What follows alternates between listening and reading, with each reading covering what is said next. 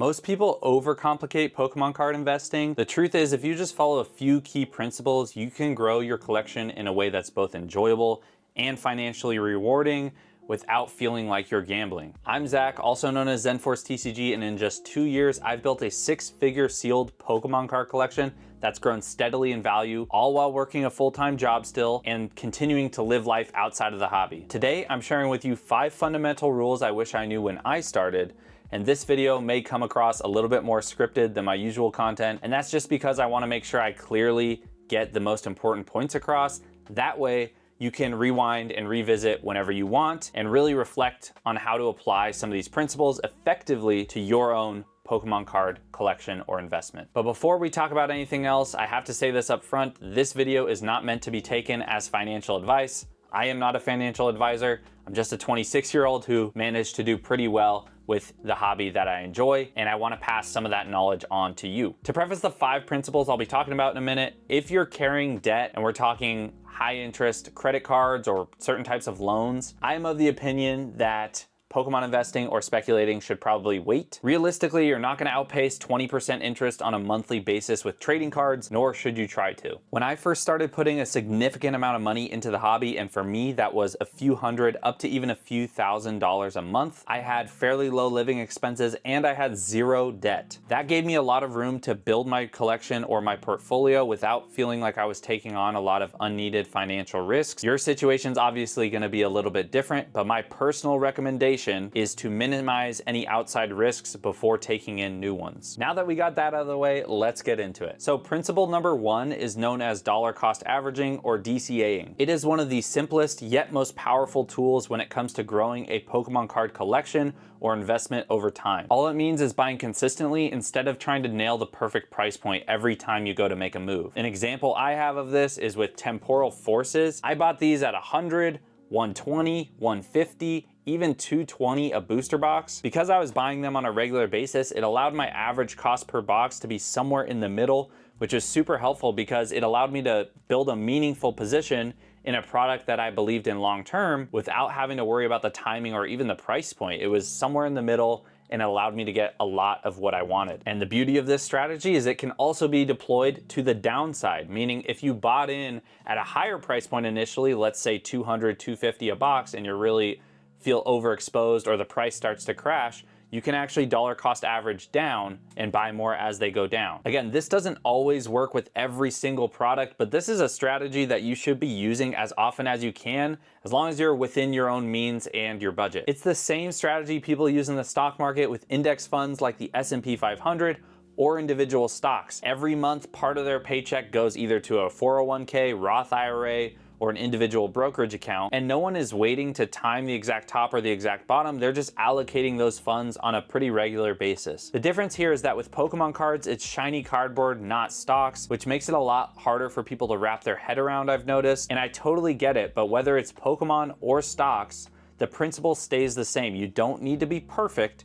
You just need to be consistent over time. Principle number 2 is time in the market beats timing the market. This principle goes hand in hand with dollar cost averaging, and the reality of it is that it's almost impossible to time the exact top or the exact bottom, and that really shouldn't be your goal. The goal should be to win more than you lose, to grow more than you shrink, and to build a collection or an investment that is positioned well enough for you to take advantage of opportunities as they come up. That way you're making moves on your own terms and not panic selling or FOMO buying on somebody else's. We're all just making educated guesses here. There is nobody who knows the exact time when the market will turn, and if anyone is telling you that they do, they are either guessing themselves or they have an ulterior motive or an agenda at hand. And of course, most of us, if not all of us, plan to sell at some point in our lives, but the key is making your collection work for you, not against you. And here's the honest truth. Every single set looks like a pretty good buy at some point in hindsight. If you just sit around waiting forever for the perfect price point, you will either miss the run completely or you'll feel like you'll never be able to catch up. So don't overthink the timing of things. Give your collection or your investments time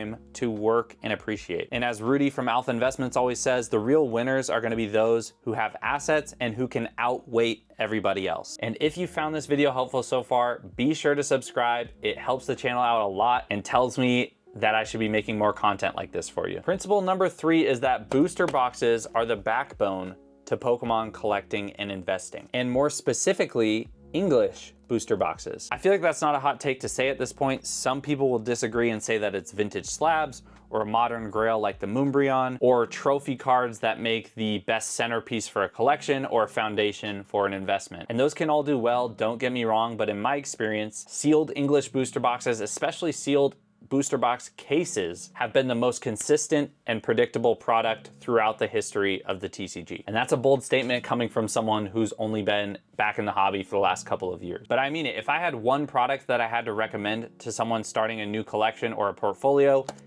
it would be booster boxes. You don't need a lot of them if you're not comfortable with that, but I would highly suggest you get at least some exposure to it. Start with a box, start with 2 boxes. Now, why sealed English booster boxes, you might ask? Well, the first thing is liquidity. So when you go to sell, booster boxes end up being one of the most liquid products, meaning you will almost always be able to get near the true market value. With most other sealed products and sometimes singles and slabs, you might struggle to get full market value for them, or you may have to just trim a little bit off the top of your sale. Second, and probably the most important, is supply. Once English booster boxes go out of print, that is it. The Pokemon Company is not making any more. From that point, supply really only goes down as more of them get opened. And with rip and ships and live streams nowadays, they're burning through product at such a rate that the scarcity has been actually accelerating at an even quicker pace than we've seen in recent years. And I don't just say that because I'm trying to cause FOMO, I'm saying it because those are the facts, and that's the state of the hobby right now,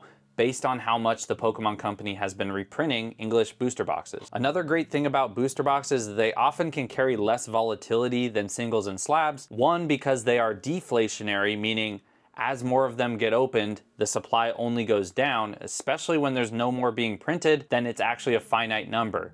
When you compare it to something like singles or slabs, they are the opposite, meaning they are inflationary.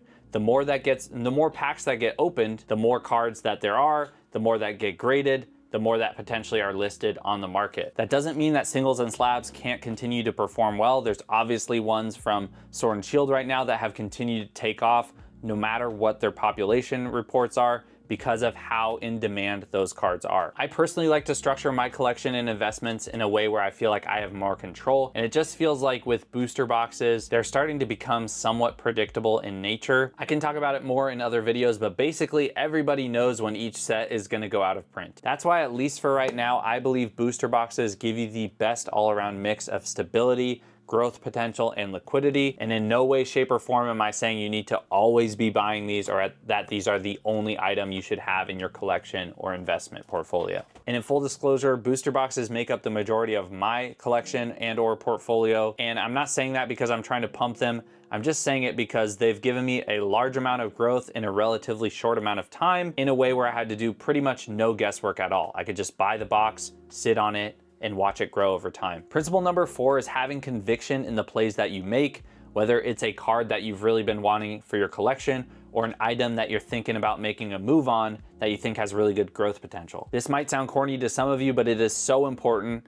Having conviction and doing your due diligence is what's gonna separate great investors and collectors, in my opinion, from average ones. If you take nothing else away from this video, this is the one principle I really want you to hone in on and understand. You can know nothing about the other 4 principles that we go over and still be extremely successful in Pokemon collecting and investing just by learning how to work this muscle. Because Pokemon cards, and really the world in general, are just full of noise. That includes news, hype cycles, pump and dumps from influencers, people calling doom and gloom at the first sign of a fluctuation in the market. If you don't have conviction in your own thought process or thesis, then it's really easy to get shaken out or even put on a path that's less than ideal than what you originally thought. Some of my best purchases, like most recently buying 2 Lost Origin booster box cases back in May when they were $400 a box, they really only worked out because I trusted my conviction. A lot of people probably would have thought I was a little bit crazy paying that high of a price point for those boxes at the time, but I understood the product. I had a solid thesis going on why it would go up. I knew the relative trajectory of it over the next few months to a few years, and I believed in the product long term. And that's really the key, is just developing a process or a thesis that works for you and sticking with it. And conviction isn't just about buying and holding either, it applies to selling too. Sell when things feel right for you. Don't sell just because some YouTuber says so. If something changes that drastically goes against your thesis, or you reach the goal that you've set for yourself, trust yourself to exit and reallocate those funds as you need to. Because at the end of the day, conviction gives you clarity. It keeps you steady when everyone else is panicking,